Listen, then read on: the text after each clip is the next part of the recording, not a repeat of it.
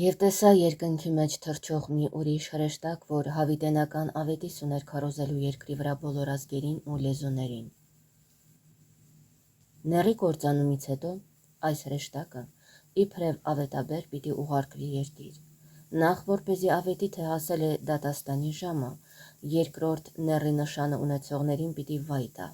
որպեսզի դարձի գան, եւ նա ով դարձի չգա, անկասկած դժոխք կգնա։ Տես Աստծո անսահման ողորմությունը։ Աստծո թույլտվությամբ էր, որ վիշապն ու նեռը բոլոր հնարներով մոլորեցրին նրանց, բայց այժմ նախորդներից ավելի ազդեցիկ ու զորավոր քարոզիչ է ուղարկվում, այսինքն հրեշտակին, որպեսզի գործով դարձի բերի։ Այդ պատճառով էլ ասում է. «Վախեցեք Աստծուց եւ երկրպագեցեք նրան», հիշեցնելով դատաստանը ահաբեկում է նրանց։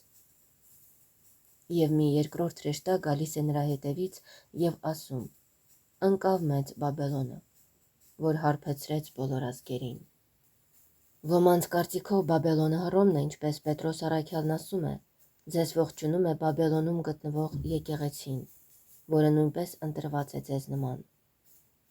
Կարելի է նաև ենթադրել, թե Երուսաղեմն է, քանի որ մեծ ու երևելի թագավորանիստ քաղաք պիտի դառնա նեռի օրոք, առավել արյունարբու եւ մոլություններով լի, քան Հռոմը կռապաշտության ժամանակներում։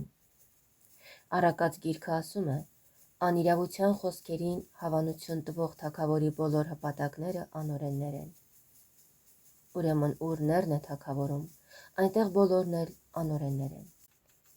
Ինչպես հնում Երուսաղեմից էին ելնում օրենքն ու Տիրոջ խոսքը, այդպես էլ նեռի օրոք նրան ենթարկվող բոլոր թագավորներին կուղարկվեն գինու մուրուրով գրված ցասումով լի հրովարտակներ,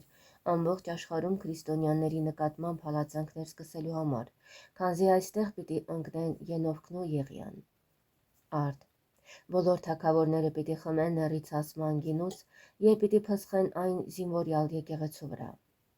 Այդ պատճառով նախ կպատժվի Երուսաղեմը եւ երկանակարի նման դժոխքի խորքը կընկղմվի,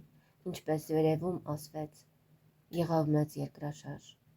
եւ քաղաքի 1/10 մասը խորտակվեց։ Բայց ուրիշ մեկնիչներ ասում են, թե խոսքը Հռոմի մասին է, որ նեռի օրոք վերստին կռապաշտության պիտի դառնա